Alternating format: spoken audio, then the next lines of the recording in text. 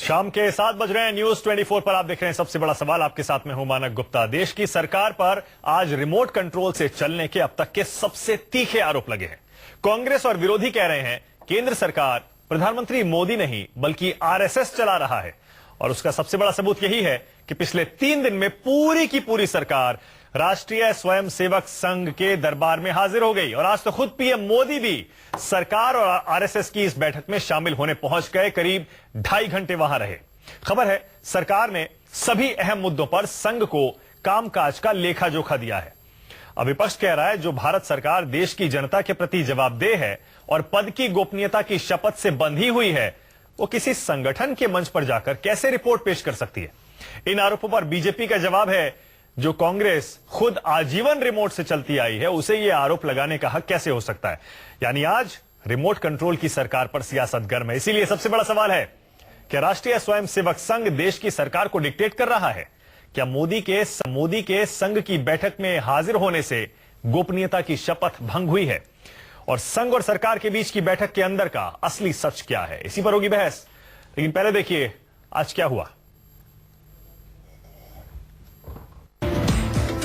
आपको बता दें कि संघ ने सरकार के अहम मंत्रालयों के लिए अपनी ओर से क्या रोड मैप दिया है। संघ ने कहा है कि मंदिरों, सांस्कृतिक केंद्रों का विकास हो, स्कूली शिक्षा का भारतीयकरण हो, पूर्व सैनिकों की पेंशन की मांग पर विचार हो, आर्थिक विकास के मॉडल में गांव किसान हो, आतंक, आंतरिक सुरक्षा पर सुझाव अमल में लाए, पाकिस्तान और बांग्लादेश से पड़ोसी संबंध सुधारें, बीजेपी सरकार राम मंदिर का वायदा निभाए। वैसे तो संघ ने बताया कि देश के कई अहम मुद्दों पर सिर्फ चर्चा के लिए यह बैठक थी, लेकिन सवाल यह है कि देश के जिन सामाजिक, आर्थिक और सांस्कृतिक मुद्दों समेत विदेश संबंधों पर सरकार को अपनी राह और कामकाज का ब्यौरा देना चाहिए, उस सरकार के बारे में एक संगठन देश को जानकारी दे रहा है। सवाल है कि क्या इससे सरकारी पद की गोपनीयता की शपथ भंग नहीं हुई। संघ के ऐसे कोई एजेंडा सरकार के लिए हमने दिया ही नहीं। भारत के लोगों के मन के एजेंडा को लेकर भारत के सरकार काम करे और नरेंद्र मोदी नेतृत्व के सरकार इस दिशा में आगे बढ़े, यही हमारी कामना है और काफी हद तक उस दिशा में वो जा रहे हैं। इतना ही नहीं, संघ ये भी ऐलान कर रहा है कि देश की मोदी सरकार आने वाले दिनों में राम मंदिर भी बनाने वाली है। राम जन्मभूमि वगैरह की जो है संघ ने पहले से कहा है, संघ इस पर डिमांड नहीं करता। संघ इतना ही है, धर्माचार्य ने जो विषय तय किया है उस दिशा में हम चलते हैं। ऐसे पहले दिन से हमारा कमिटमेंट है, राम जन्मभूमि पर मंदिर होना चाहिए। भारतीय जनता पार्टी ने सरकार में आने के पहले मैनिफेस्टो में जो कहा है उसको उस दिशा में जाएंगे। जाहिर है देश की सरकार जब देश की 1.25 अरब आबादी की बजाय एक संगठन के प्रति जवाबदेही दिखाती है तो सवाल तो उठेंगे ही। मनीष कुमार, दिल्ली, न्यूज 24। आज का सबसे बड़ा सवाल क्या राष्ट्रीय स्वयंसेवक संघ देश की सरकार को डिक्टेट कर रहा है, यानी रिमोट कंट्रोल से चला रहा है। क्या मोदी के संघ की बैठक में हाजिर होने से उनके गोपनीयता की शपथ भंग हुई है, बल्कि सारे मंत्रियों की गोपनीयता की शपथ क्या भंग हुई है। और संघ और सरकार के बीच की जो बैठक हुई है इसके अंदर का असली सच क्या है, इसी पर होगी बहस। बीजेपी से सुधांशु मित्तल, कांग्रेस से यहां स्टूडियो में राजीव त्यागी, आरएसएस के विचारक राकेश सिन्हा, समाजवादी पार्टी से मोहम्मद शाहिद और गरीब नवाज फाउंडेशन के अंसार रजा थोड़ी देर में मेरे साथ जुड़ने वाले हैं। आप सभी का स्वागत है। सुधांशु जी, अब तो ये सच एक तरह साबित हो गया सुधांशु जी, अब तो आप इससे इनकार भी नहीं कर सकते कि सरकार का प्रधानमंत्री मोदी का भी कोई बॉस है और वो है राष्ट्रीय स्वयंसेवक संघ। तभी तो पूरी की पूरी सरकार 3 दिन तक आरएसएस के दरबार में हाजिर रही, अपने 1.25 साल के कामकाज का रिपोर्ट कार्ड दे रही है। मान लीजिए कि आरएसएस बॉस है सरकार का भी और मोदी जी का भी। मानक जी, ये आपकी टिप्पणी है या ये आप किसी और की टिप्पणी मैं तो सवाल पूछ रहा हूं कर रहे हैं? क्योंकि मैं जवाब उसी तीखेपने से देना चाहता हूं। नहीं आप दीजिए, तो मेरा सवाल है। चलिए मेरा सवाल है, आप तीखा जवाब दीजिए। मेरा सवाल है नहीं, आपका सवाल है तो आपकी नादानी को मैं बख्शता हूं। अच्छा, क्या सुधांशु जी, आपने तो शुरू में ही ऐसा लग रहा है हथियार डाल दिए। अब आप मुझे नादान कह रहे हैं। देखिए अच्छा चलिए ठीक है, मैं नादान हूं, आप मुझे समझा दीजिए। आप मुझे समझा दीजिए, मैं नादान हूं, मैं मान लेता हूं। समझा रहा हूं ना मानक जी, आपकी नादानी को इसलिए बख्श रहा हूं क्योंकि 2 पहलू लेते हैं। पहले एक तो भाजपा के सदस्य और संघ, इनके आपस के रिश्ते क्या है। एक तो प्रश्न स्वाभाविक तौर पर उठेगा, अरे जिस भाजपा के लोगों ने दोहरी स्वतंत्र सदस्यता के विषय पे जनता पार्टी से समझौता मतलब अलग हुए थे, हम तो गर्व से छाती ठोक के कहते हैं कि संघ हमारी प्रेरणा का स्रोत है। हम सब, मैं हूं स्वयंसेवक, छाती ठोक के कहता हूं, उसमें क्या है?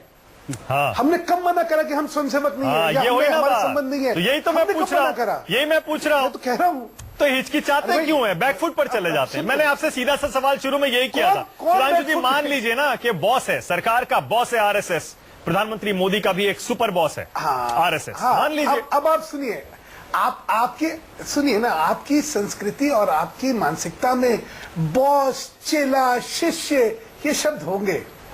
हमारी प्रेरणा है वो, हमारे लिए संघ जो है हमारे लिए सबसे बड़ा आदर्श है। सुधांशु जी, इसने हमें राष्ट्रीयता सिखाई। सुधांशु जी, सुनिए ना भाई, सुधांशु या तो आप बोल लीजिए, या तो आप बोल लीजिए। एक सेकंड, मुझे आपको टोकना इसलिए पड़ रहा है। साथ कैसे बोलेंगे? सुन तो लीजिए एक मिनट, मुझे आपको टोकना इसलिए पड़ रहा है सुधांशु जी, आप आमतौर पर आप शब्दों का चयन बहुत अच्छे से करते हैं सुधांशु जी, सोच समझ कर बोलते हैं। आज नादानी मैंने इग्नोर कर दिया, अब आप मानसिकता, संस्कृति, आप इन सब चीजों पर जाकर मुझे लगता है आप एक लाइन क्रॉस कर रहे हैं, वो मैं आपको करने की इजाजत सुधांशु जी नहीं दे सकता।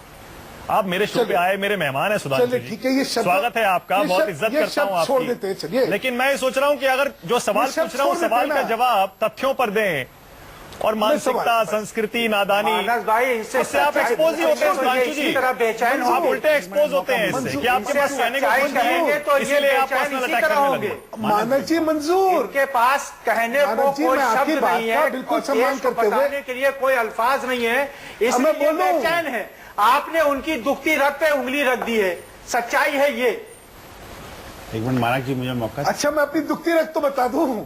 आपने तो सुधांशु जी चलिए सीना ठोक के कह दिया आपने। आपके सुधांशु जी चलिए ठीक है, अपॉलजी एक्सेप्टेड, अपॉलजी एक्सेप्टेड, आपने अपने शब्द वापस ले लिए। चलिए आगे बढ़ते हैं। मैं ये कह रहा हूं सुधांशु जी, आपकी दाद दे रहा हूं अब मैं सीना ठोक के ये कह रहा हूं कि वो हमारे प्रेरणा के स्रोत रहे हैं, और मैं गौरवान्वित होता हूं इस बात को कहने में, मुझे कोई हिचक नहीं है।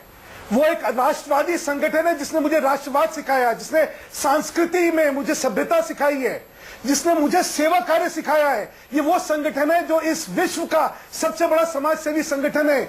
1,75,000 पॉइंट्स ऑफ प्रेजेंस है सिर्फ शिक्षा के क्षेत्र के। ठीक है सुधांशु जी, ठीक है, आपका पॉइंट है, आपने कम से कम आपने सीना ठोक के मान तो लिया। राजीव त्यागी, उनका यह भी कहना है कि आपको हक नहीं है ये कहने का कि सरकार रिमोट से चल रही है, क्योंकि आपकी सरकार, आपकी पूरी पार्टी भी एक ही रिमोट से चलती है। 10 जनपद से सारी चीजें कंट्रोल होती हैं।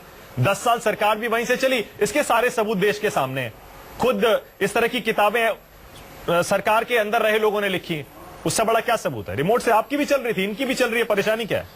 देखिए किताब पर जाएंगे तो बात दूर तक जाएगी। बहुत सारी किताबें हमारे बारे में लिखी गई, बहुत सारी किताबें बीजेपी के बारे में लिखी गई। वास्तविकता क्या है इसको समझिए। मैं सुधांशु मित्तल जी का बड़ा सम्मान करता हूं, मेरे बड़े भाई हैं, लेकिन आज इनकी शैली निश्चित रूप से चरित्र हनन करने वाली शैली थी, जो भारतीय जनता पार्टी का और संघ का रियल चरित्र है। जिस तरह से आप पे इन्होंने आरोप प्रत्यारोप लगाए, और माफी के साथ कहना चाहूंगा, माफी के साथ, कि सुधांशु मित्तल जी आप छाती और सीने की बात करनी बंद कर दीजिए, क्योंकि 56 इंच के सीने की बात मोदी जी ने की थी और वो 5.6 इंच का हो गया, तो चिंता का विषय है। दूसरी बात मैं कहना चाहूंगा सुधांशु जी आपसे, कि आपने राष्ट्रीयता की बात की, तो सन 1947 से लेकर के और 1925 तक पीछे चले जाइए, करीब इस सारे सालों में संघ के 5 क्रांतिकारियों का नाम बता दीजिए जिन्होंने राष्ट्रीय आंदोलन में भाग लिया हो, जिन्होंने फांसी का फंदा चूमा हो। रिमोट पे आ जाइए ना, डिबेट आरएसएस पे नहीं है राजीव, आरएसएस पे है, नहीं आरएसएस पे नहीं है, आरएसएस और सरकार के रिमोट पे है। इस पे भी आ जाता हूं। अब इस पे अगर आप देखेंगे, देखिए चुने हुए मंत्री जो पार्लियामेंट से एमपी बनता है आदमी, उसके बाद शपथ लेता है कि मैं संविधान के प्रति दायित्व हूं और संविधान के सारी चीजों को अक्षुण्ण रखूंगा और कहीं सीक्रेसी लीक पढ़ के सुना दूं, मेरे हाथ में शपथ है, पढ़ के सुना दूं। कोई जरूरत नहीं है इसके पढ़ने की। ऐसे समय पे क्या आप संविधान को नकारने का काम नहीं कर रहे? क्या आप संविधान के विरुद्ध आचरण करने का काम नहीं कर रहे?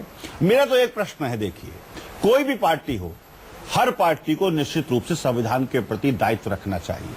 भारतीय जनता पार्टी की दिक्कत यह कि एफिडेविट भी देंगे और संविधान को तोड़ेंगे। सुधांशु जी क्या दिखाना हर चीज में जो है ना, हर चीज में नियम तोड़ने के लिए निश्चित रूप से इनको स्वर्ण पदक मिलना चाहिए, इसमें कहीं कोई दो राय नहीं। भारतीय जनता पार्टी को स्वर्ण पदक मिलना चाहिए। 1980 से ये आपने मेरे सवाल का जवाब नहीं दिया। मैंने कहा आपकी सरकार भी रिमोट से मैं उसका जवाब दिया। बहुत अच्छा माना। अब मैं आप सुनिए जवाब, मेरे से एक सवाल पूछा है, आपकी सरकार भी रिमोट से चलती थी। आपने हमसे पूछा कि हमारी सरकार रिमोट से चलती थी या नहीं चलती थी। हाँ।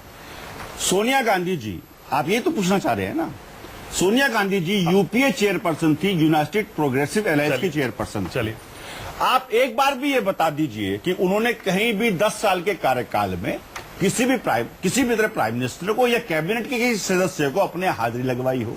सोनिया गांधी जी ने उस डिबेट में मत सोनिया जाइए। गांधी जी ने अरे कंप्लीट कर राजीव जी, बहुत गंभीर प्रश्न है। आप अगर ये बहुत point- गंभीर नहीं, प्रश्न नहीं, है। राजीव त्यागी, आप अगर ये पॉइंट कह रहे हैं कि चलिए अगर प्रधानमंत्री और मंत्री सोनिया गांधी के सामने जाते भी थे, वहां से सरकार चलती भी थी, जायज है क्योंकि वो पार्टी की अध्यक्ष थी, यूपीए की चेयरपर्सन थी। ये पॉइंट दो उदाहरण देता हूं, ये पॉइंट बनता है, उदाहरण देता लेकिन हूं। ये मत कहिए दो उदाहरण कि सोनिया गांधी और राहुल गांधी सरकार नहीं चला रहे। दो उदाहरण दे रहा हूं, बहुत महत्वपूर्ण। ये मत बोलिए कि सोनिया गांधी सरकार नहीं दे चला रहा हूं। आप ताज्जुब मानेंगे इसको सुनकर के जो मैं बोलने जा रहा हूं। हालांकि मुझे अपनी पॉलिटिकल सेहत के लिए नहीं बोलना चाहिए, लेकिन फिर भी बोल रहा हूं। हाँ, मुझे अपनी पॉलिटिकल सेहत के लिए नहीं बोलना चाहिए, फिर भी बोल रहा हूं। 4 minute 33 second. Rahul Gandhi ji, Rahul Gandhi ji, 4 minute Rahul 33 Gandhi, second बोला है अभी मैं इन्होंने। 5 मिनट और लूंगा।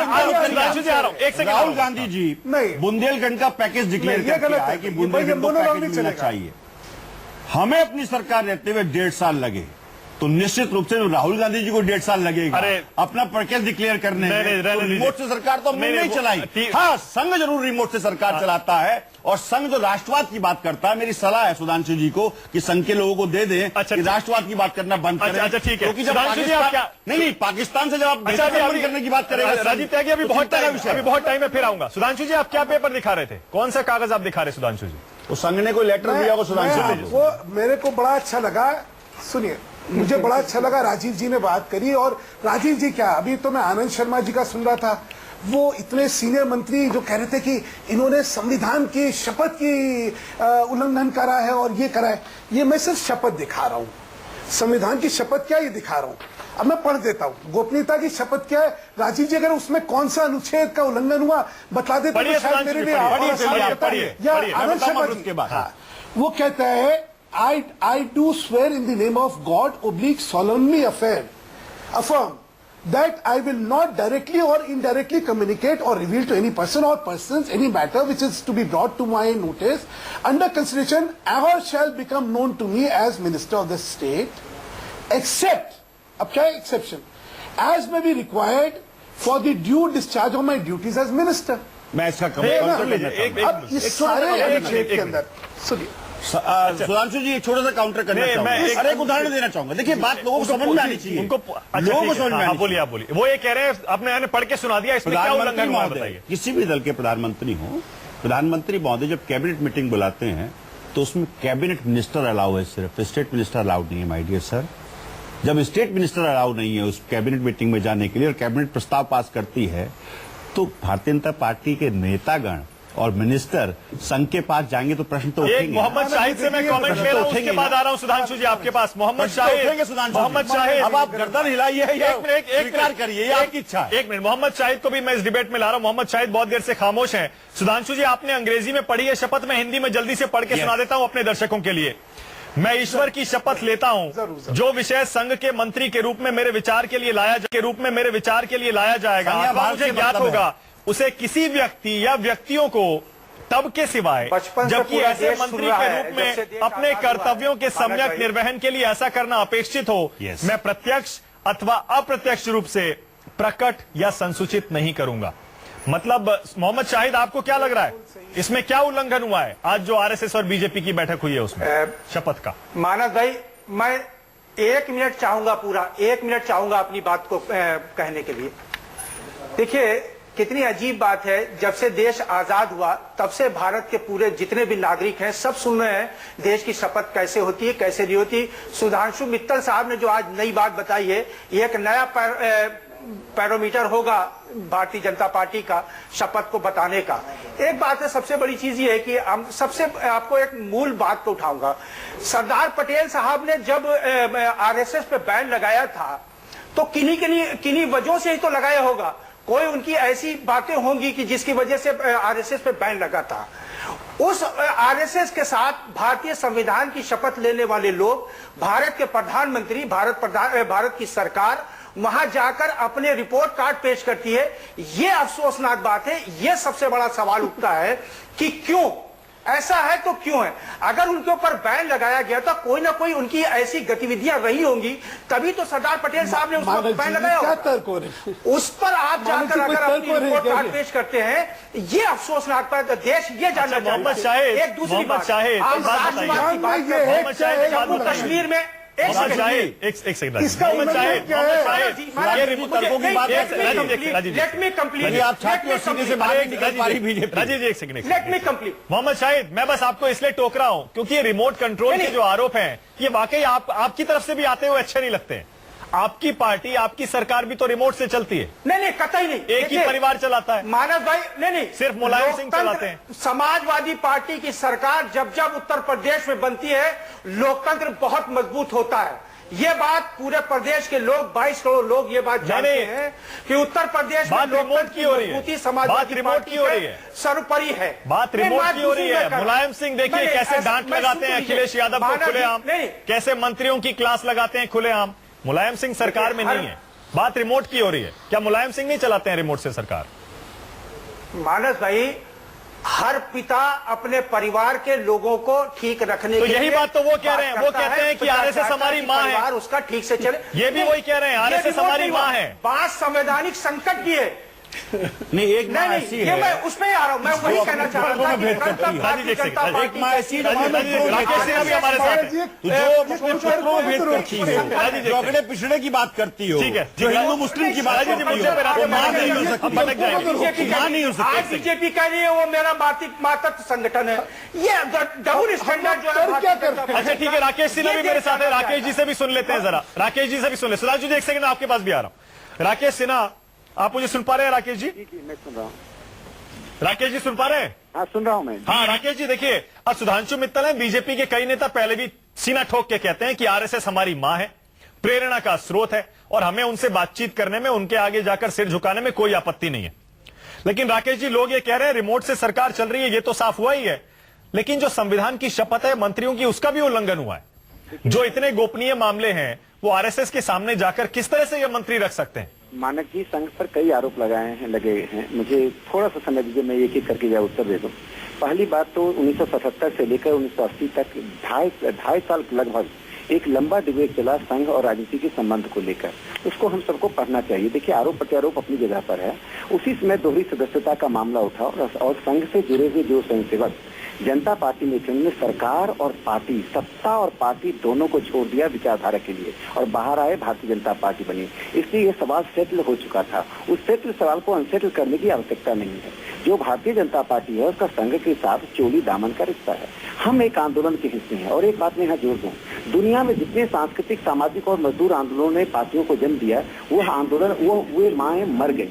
अब पार्टी को जन्म दे दिया, क्रिश्चियन डेमोक्रेटिक पार्टी हो कि लेबर पार्टी ब्रिटेन में हो।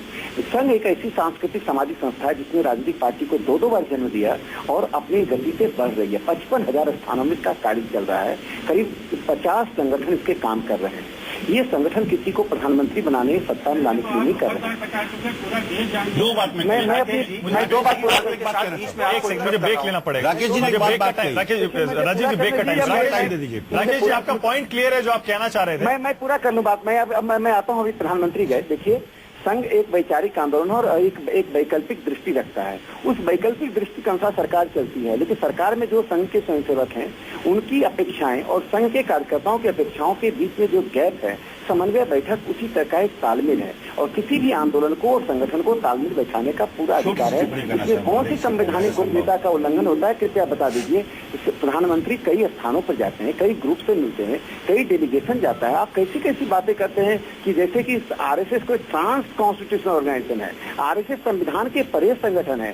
सरदार पटेल ने प्रतिबंध लगाया। अरे उसी कांग्रेस ने नवंबर 1949 में एक प्रस्ताव पारित करके संघ के स्वयंसेवकों को कांग्रेस में आने का न्योता दिया, जिस से संघ ने रिजेक्ट कर दिया। अच्छा चलिए, कहा हम राजनीति संघ में नहीं के जाएंगे। इतिहास पर नहीं जाएंगे राकेश तो जी, मैं राकेश जी संघ के इतिहास एक पर बात नहीं जान जाएंगे। लीजिए, एक ब्रेक ले रहा हूँ, संघ ब्रेक ले रहा हूँ, भारतीय राजनीति को राकेश जी ब्रेक ले रहा हूँ, ब्रेक के बाद फिर आएंगे। लेकिन आपका पॉइंट राकेश जी ये है, राकेश जी आपका पॉइंट साफ साफ ये है कि सामाजिक संगठन है आरएसएस, वो राजनीति में कोई दखल नहीं करता है, समाज की भलाई के लिए काम करता है और उसको पूरा हक है कि वो सरकार को बता सके या उससे पूछ सके कि देश में क्या हो रहा है। लेकिन इसी को लेकर अब सवाल खड़े हो रहे हैं, क्या संविधान इसकी इजाजत देता है और ये सरकार क्या रिमोट से चल रही है?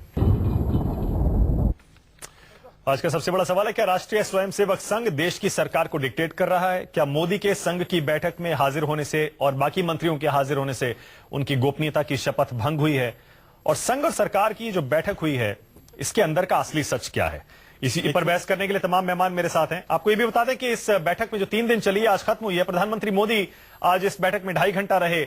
इसके अलावा राजनाथ सिंह, अरुण जेटली, मनोहर पर्रिकर, सुषमा स्वराज, वेंकैया नायडू, राधा मोहन सिंह, अनंत कुमार, ये सब गए हैं। और यह बताया जा रहा है कि संघ के सामने एक एक करके इन मंत्रियों ने प्रेजेंटेशन भी दिया है। कुछ एक बताया जाता है जो अंदर से पता चला है, और इस बात को आरएसएस की तरफ से कहा भी गया है कि मंदिरों, सांस्कृतिक केंद्रों का विकास हो, यह सरकार से कहा गया है। एक पूरा रोड मैप दिया है। स्कूली शिक्षा का भारतीयकरण हो, पूर्व सैनिकों की पेंशन की मांग पर विचार हो, आर्थिक विकास के मॉडल में गांव और किसानों को शामिल किया जाए, आतंक और आंतरिक सुरक्षा पर जो सुझाव आरएसएस के हैं उन पर अमल हो, पाक और बांग्लादेश से पड़ोसी संबंध सुधारें, और बीजेपी सरकार राम मंदिर का वादा निभाएगी। ये सारी बातें आरएसएस की तरफ से आज कही गई हैं। सुधांशु जी, एक छोटी सी बात मैं एक सेकंड राजीव जी आ रहा हूं। राजीव जी एक सेकंड, राजीव जी आ रहा हूं, उसको शुरू करेंगे। राजीव जी, सुधांशु जी, सवाल देखिए अब ये है, आरएसएस की तरफ से बाद में जो प्रेस कॉन्फ्रेंस हुई उसमें साफ किया गया कि इनपुट दिए गए हैं, मिनिस्टर्स को इनपुट दिए गए हैं, इससे इनकार नहीं किया गया।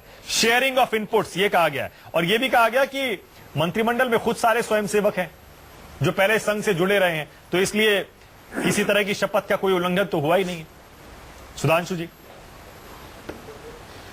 मानक जी, मैंने आपके सामने शपथ इसलिए पढ़ दी थी कि मैं पूछ तो लूं भाई कौन से अनुच्छेद का उसका उल्लंघन हुआ है, तभी तो आगे तर्क करता, क्योंकि कितना बड़ा कुतर्क है इस अच्छा मैं पूछ लेता हूं इल्जाम में। मैं सवाल पूछ लेता हूं, सीधा सवाल पूछ लेता हूं और सीधा जवाब दे दीजिएगा आप। सवाल मेरा यह है, आपने कहा जी, इस शपथ के हिसाब से किस चीज का उल्लंघन हुआ है? इस शपथ में साफ लिखा है सुधांशु जी, अगर अपने कर्तव्यों का निर्वहन करने में जरूरी ना हो तो बताया ना जाए किसी को। तो अपने ड्यूटी निभाने के लिए संघ को बताना क्यों जरूरी है सुधांशु जी? उसमें सुनिए, ऐसे मंत्री के रूप में अपने कर्तव्य का सम्यक निर्वहन करने के लिए ऐसा करना उपेक्षित हो। मैं जो काम कर रहा हूं जनता की भलाई में, वो जनता को बताऊंगा, लोगों को बताऊंगा, उसका प्रचार करूंगा, ये उपेक्षित है। आरएसएस और जनता, तो मंत्रालय बनाया जाता है। आरएसएस और जनता, जनता को बताइए, आरएसएस को क्यों?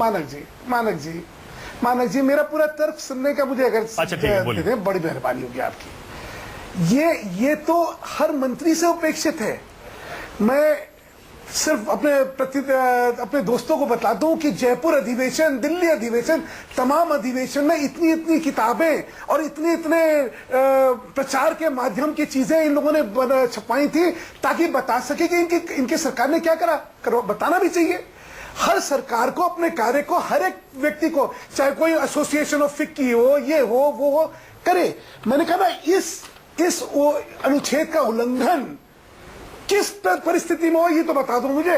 वो कोई बता नहीं रहा है। कहिए कि भाई फिक्की में तो इसमें मतलब आप ये कह रहे हैं कि जनता को आपने आरएसएस के थ्रू बताया जो आप बताना चाह रहे हैं। आप ये कह रहे हैं सरकार ने आरएसएस के थ्रू जनता को बताया जो बताना चाह रहे हैं। हर व्यक्ति, हर मंत्री से ये उपेक्षित है कि वो जिसको भी बता सके, परिभाषा है मानस जी, वो जिसको भी बता सके बताना चाहिए। वो जिसको, और खास तौर से अपने जो प्रेरणा के स्रोत में उनको नहीं बताएगा। ये तो बड़ी अजीब विडंबना है जी। अच्छा, ये तो बहुत ही कुतर्क हो जाएगा। मैं चूंकि अभी जुड़ा हूँ, मुझे नहीं पता कि आप लोगों ने क्या बात कर ली है। एक बार में मैं चूंकि अभी जुड़ा हूँ। मौलाना मेरा सवाल है आपसे। मौलाना सवाल मेरा आपसे ये है, आपको ऐसा लग रहा है कि आपको ऐसा लग रहा है, आ रहा हूँ राजीव जी, आ रहा हूँ, अभी उसी पे आएंगे वापस। मौलाना जी, ऐसा है, आपको आज ऐसा लग रहा है कि साबित हो गया है कि बीजेपी आरएसएस से कंट्रोल होती है? क्योंकि आज पूरी सरकार देखिए जाके, और सरकार आरएसएस से कंट्रोल होती है, और ऐसा लगता है कि इससे माइनॉरिटीज में संदेश ठीक नहीं जाएगा क्योंकि आरएसएस बहुत साफ हिंदू राष्ट्र की बात करती है। इसमें कोई आश्चर्य वाली बात नहीं है कि आरएसएस, बीजेपी, ये सब एक ही जगह से निकले हुए लोग हैं, इसमें कोई शक व शुबा की गुंजाइश नहीं। इसमें किसी को ताज्जुब नहीं होना चाहिए कि मोदी जी के मंत्रिमंडल ने आरएसएस को अपना रिपोर्ट कार्ड क्यों दिखाया। तो मैं समझता हूं सुधांशु मित्तल जी मेरी बात से सहमत होंगे, लेकिन ये वही बीजेपी और आरएसएस है कि जब कल कांग्रेस का कोई भी फैसला, अगर हल्का सा फैसला 10 जनपद में हो जाता था, हल्का सा क्या सारे ही होते थे? नहीं, एक बात नहीं, मैं एक इशारा कर रहा हूं, उदाहरण दिया, मैं एक इशारा उदाहरण मत बताइए, इससे बड़ा तो यही बीजेपी मत बोलिए, यही आरएसएस और बीजेपी यहां तक कहा जाता है कि सरकार की फाइल यूपीए में पहले सोनिया जी के पास जाती है। आखिर हिंदुस्तान एक पहले सोनिया जी के पास, राजीव जी एक मिनट, मैं प्रतिकार करूंगा इस बात। अगर हल्की सी कहना चाहूंगा, अगर मौका देंगे आप। राहुल गांधी अगर हल्की सी भी बात सामने आ जाती, फिर हल्की सी कह रहे हैं, ये हल्की सी नहीं, मैं एक बात कह तो रहा हूं। सामने यही सुधांशु मित्तल जी टीवी पे बैठ करके ऐसा मतलब जुमले इस्तेमाल किया करते थे कि देखो तमाम चीजें 10 जनपद से चल रही हैं। सुधांशु मित्तल जी, ये मुल्क एक एक चीज को देख रहा है। आप हमें सिर्फ इस बात का जवाब दीजिए कि क्या हिंदुस्तान के जो इतने सारी सीटें आप जीत करके आए हैं, क्या आरएसएस की बुनियाद पर या मोदी जी की बुनियाद पर? ये हमें जवाब दे दीजिए। एक बात मैं कहना चाहूंगा, एक मिनट, जवाब तो लेना, सुधांशु जी को जवाब तो लेना, सुधांशु जी को जवाब दे दीजिए। अरे एक जवाब तो आर्टिकल 60 के तहत जी देखिए, चलने डिबेट जैसे चल रही है वैसे चलने दीजिए। सुधांशु जी जवाब आप दीजिए, मुझे मौका कम दे रहे हैं प्लीज। अरे नहीं, बिल्कुल नहीं, आ रहा हूं। बिल्कुल जवाब दे रहा हूं कि संघ के प्रेरणा से, उनके आदर्शों को लेकर जनता के सामने जाने से, मोदी जी के नेतृत्व से और अपनी कार्यशैली और कार्य की प्रभावी तरीके से, इस वजह से जनता का हमें आशीर्वाद प्राप्त हुआ और गौरव से हुआ। ठीक है। उस ठोक के हुआ, क्या होगा? और नकारात्मक पॉलिटिशियन को जनता ने करा। और आपके सवाल का जवाब दे दिया उन्होंने। वो ये कह रहे हैं कि मिली जुली जीत थी, मैं तो इसलिए आप ये गर्व से मत कह रहा करिए हूं। किसकी जीत थी। राजीव त्यागी, मैं इस मेरा- बहस पे नहीं जाऊंगा। राजीव त्यागी, इस अब संघ पे कब प्रतिबंध लगा कब नहीं लगा, इस बहस को छोड़ दीजिए, वो किसी और दिन करेंगे। मैं आज 3 विषय जो अभी सुधांशु जी की बात पूछना चाहूंगा कि आर्टिकल 60 के तहत, संविधान का आर्टिकल 60 है, उसको पढ़ने सुधांशु जी, उससे पता चल जाएगा कि सीक्रेसी की ओथ क्या होती है। नंबर 1। नंबर 2 बात मैं कहना चाहूंगा, ये रही ना ओथ। नहीं प्लीज, अब सुधांशु जी बीच में मत बोलिए प्लीज। चलिए। आप बीच में नहीं बोलते, मैं भी बीच में नहीं बोलता, प्लीज सुन लीजिए पहले। दूसरी बात मैं कहना चाहूंगा, संघ जब कहा था, जब लेड ऑर्डिनेंस पे मोदी सरकार बदलाव करना चाहती थी, क्या संघ के प्रमुख ने ये नहीं कहा कि संघ के लोगों को बड़ी बड़ी गाड़ियों से बाहर निकलना चाहिए, बीजेपी के लोगों को उद्योगपतियों की जेब से बाहर निकलना चाहिए? संघ कब जब कहा था, जब देश में प्याज 80 रुपए किलो और दाल 150 रुपए किलो बिक रही है। संघ यदि अब ये कहता है, सुन लीजिए बहुत इंपॉर्टेंट है, आपने कहा अभी, संघ यदि ये कहता है कि पाकिस्तान से सुंदर संबंध सुधारिए, तो मैं पूछना चाहूंगा कि 100 से ऊपर जवान शहीद हो चुके हैं, मतलब उन सरकार शहीदों की की आत्माओं को आप शांति दे रहे हैं, जवाब मांग रहे हैं। बिल्कुल आरएसएस से जवाब मांग रहा हूं मैं, आप बीजेपी से जवाब मांग मांग रहा रहे हूं, क्योंकि देखिए बीजेपी के पास तो आरएसएस के सामने बोलने के लिए कुछ भी नहीं है, क्योंकि बीजेपी भीगी बिल्ली है और आरएसएस के हाथ में हंटर है। अच्छा, तो इसमें कहीं को दो राय नहीं। अच्छा राकेश जी, मानना चाहिए। राकेश तीसरी जी, बात मैं कहना चाहूंगा, लास्ट सेंटेंस रह गया मेरा। आपने कहा कि सोनिया गांधी जी के पास फाइल जाती थी, ठीक, आपने कहा ये, अरे मैं मैंने आपको नहीं कहा, ये मेरे शब्द नहीं है, सुनिए। सरकार के अंदर के लोगों के शब्द हैं, तो पब्लिक नॉलेज है, हर कोई जानता है। पब्लिक नॉलेज तो देखिए, परसेप्शन मैं मानता हूं, बहुत अगर चीजों के बारे में सरकार का बनते हैं। ऑर्डिनेंस राहुल एक गांधी मिनट फाड़ सुनिए, देते हैं, एक मिनट, उससे उसी पे आ रहा हूं, संदेश क्लियर हो जाता है। मैंने आपको बुंदेलखंड पैकेज के बारे में एक उदाहरण दिया, एक उदाहरण मत दीजिए, मैं आपको 10 देता दूसरा हूं। उदाहरण मैं दे रहा हूं। दूसरा उदाहरण आपने दिया कि राहुल गांधी जी पन्ना फाड़ते हैं। ऐसे तो आरएसएस की राहुल बहुत गांधी सारी जी, चीजें हैं जो ये अगर- सरकार नहीं मान रही है। राहुल देखिए, गांधी- ये राहुल गांधी- ये सुनिए, नहीं, आप ये मत कहिए राहुल कि गांधी जी- आरएसएस की बातें नहीं मान रही है। राहुल गांधी जी आरएसएस अगर जिस चाहते हैं दिन चाहेगी उस दिन मोदी नीचे आ जाएंगे। राहुल गांधी जी अगर ये चाहते हैं कि संसद में अपराधी ना पहुंचे और उसको लिए सरकार को करेक्ट करते हैं, तो क्या बुरा करते हैं? सरकार ने क्या संसार इसका मतलब क्यों राहुल रोकना पड़ा गांधी सरकार कंट्रोल को? करते हैं इसका सरकार मतलब- को। बात देखिए वहीं आ गई। अगर Rakesh Sinha, Rahul Gandhi right to food देते हैं, राइट टू एजुकेशन देते हैं, Sonia Gandhi right to food देते हैं, अब आप डिबेट को दूसरी जगह मनरेगा ले देते हैं, अब तो देखिए, क्या बुरा देते आप हैं? भी वही तर्क दे रहे हैं जो वो दे रहे हैं। आप भी वही तर्क दे रहे हैं। सरकार को अच्छा, राकेश सिन्हा, परफॉर्म करने के लिए राहुल गांधी राइट टू लूट लेकिन संघ अगर ये कहता है कि पाकिस्तान से संबंध सुधारिए, तो चिंता का विषय है। एक एक करके पाकिस्तान से संबंध सुधारिए, चिंता का विषय है। ये चिंता का विषय नहीं है। ये चिंता का विषय नहीं है। अगर ये चिंता का विषय होता, अगर ये चिंता का विषय होता, हमारे लोगों को शहीद करेगा, जवानों एक को, मिनट रुकिए, हमारे राजीव जी। निर्दोष नागरिकों को मारेगा, रुकिए। कह रहे हैं पाक साथ चल सकती है क्या? अगर संघ ये डायरेक्शन देता तो संघ ने ही जम्मू कश्मीर में सरकार बनवाई है बीजेपी और उग्रवादियों की।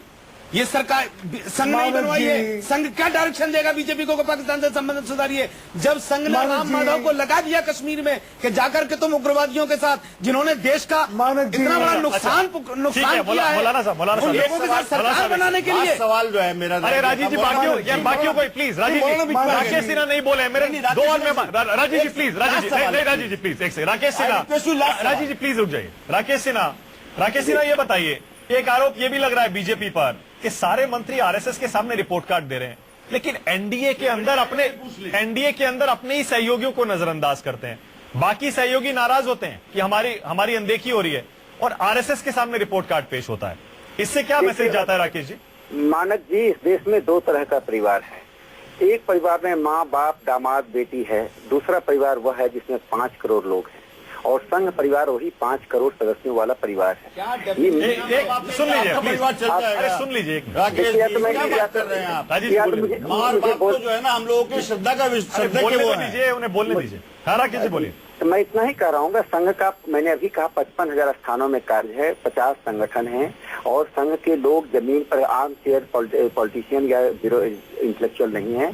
जमीन पर काम, जैसे मजदूर संघ काम किया, उसने कहा लैंड एक्विजिशन बिल नहीं होना चाहिए, गलत है, सरकार को फीडबैक दिया और सरकार ने 15 करोड़ लोगों ने हड़ताल की, तो मजदूर संघ इसमें क्या कर रहा था? इसका जवाब दे दीजिए। अरे मेरी बात, देश में पहली बार 15 करोड़ लोगों ने, श्रमिकों ने हड़ताल की। सुन तो लीजिए, भारतीय मजदूर संघ क्या कर रहा था बताएंगे? राकेश जी वो फोन पे है, उन्हें बोलने दीजिए। राकेश जी मानक जी, मैं इतना ही कहना चाहूंगा कि संघ के स्वयंसेवक भारत के प्रधानमंत्री और मंत्री हैं, वे संघ में आए, अनौपचारिक औपचारिक रूप से आपस में बातचीत हुई। हमारी अपेक्षा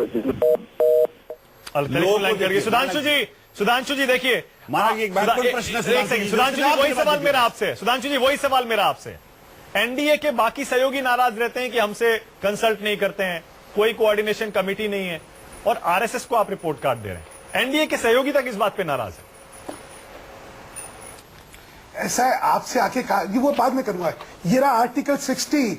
राजीव त्यागी जी, बोलने से पहले कृपया अपने तथ्य देख लिया करिए, झूठ नहीं बोला करिए। ये oath of secrecy for the president है, सोच समझ के बोला करिए। संविधान का आर्टिकल 60 संविधान आर्टिकल 60 प्रेसिडेंट के लिए मानता हूँ आपको शर्म आनी चाहिए। आप राष्ट्रीय चरण पे हट के संविधान सबसे पहले है, झूठ बोलते हैं। आर्टिकल 60 सबसे पहले माफी मांगनी चाहिए। आप अगर इस तरह की राजनीति करेंगे, आर्टिकल 60 ये रहा राष्ट्रपति के लिए, वो देश के राष्ट्रपति के लिए। आप कृपया करके सोच लीजिए, संविधान से बड़ी आपको शर्म आनी चाहिए। आप झूठ बोलते हैं, आप झूठ बोल रहे हैं सुधांशु जी। कोई दिक्कत है, आपका तरीका हो गया है।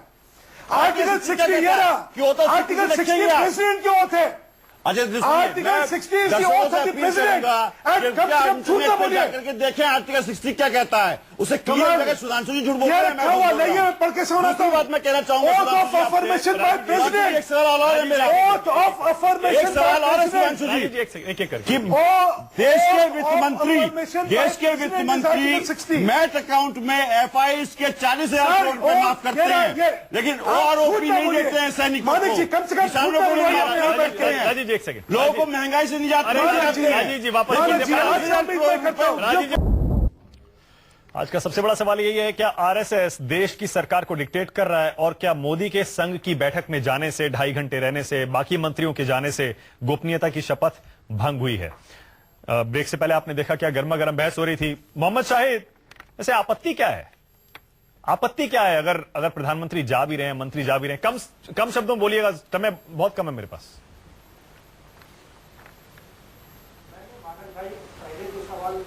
उससे थोड़ा सा और आगे, मान लीजिए कि आरएसएस की बैठक में भारत की सरकार पूरी नतमस्तक हो गई।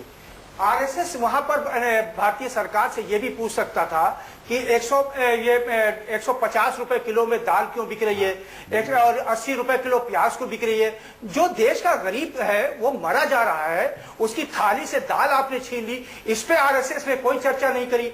एक तरफ तो ये लोग कहते हैं कि आरएसएस सोशल कल्चर ऑर्गेनाइजेशन है, कल तक कहते थे कि आरएसएस से भारतीय जनता पार्टी कहती थी मुझसे कोई मतलब नहीं। ठीक है, आपका पॉइंट अच्छा है मोहम्मद शाहिद, पॉइंट आपका अच्छा है, टाइम मेरे पास बिल्कुल खत्म है। सुधांशु जी बात है क्लोजिंग जो कमेंट में आज आपको देश दे रहा मांगना हूं। चाहता है। सुधांशु जी क्लोजिंग कमेंट में, एक सेकंड सुधांशु जी क्लोजिंग कमेंट में आपको इसलिए दे रहा फिर ले हूं, लीजिएगा। आपको इसलिए दे रहा हूं सुधांशु जी, इतना क्योंकि जरूर से देखिए पूछ लीजिए सवाल बहुत अहम है कि मोदी जी ने ये कहा था, मोदी जी ने ये मौलाना कहा एक था। सेकंड देखिए, मैं- एक सेकंड। मैं- सुधांशु जी जवाब ले मौलाना जी लीजिएगा। प्लीज एक सेकंड कि मोदी जी ने अरे कहा था मौलाना कि जी प्लीज, मौलाना जी प्लीज एक सेकंड। सुधांशु जी देखिए, जवाब इस बात का तो देना पड़ेगा कि बाकी सारे मुद्दे तो उठा दिए, बहुत सारे मुद्दे हैं, मंदिर बनना चाहिए, पूर्व सैनिकों की पेंशन की मांग पर विचार हो, आर्थिक विकास के मॉडल में गांव उसमें किसान हो, पूछ लीजिए बस सिर्फ। क्या ये महंगाई पे भी चर्चा हुई थी? कि सुधांशु जी? 40,000 करोड़ उद्योगपतियों को माफ कर एक राजीव जी, दिए एक और सेकंड। ओरापी देकर देने के राजीव जी प्लीज बोलने दीजिए सुधांशु जी।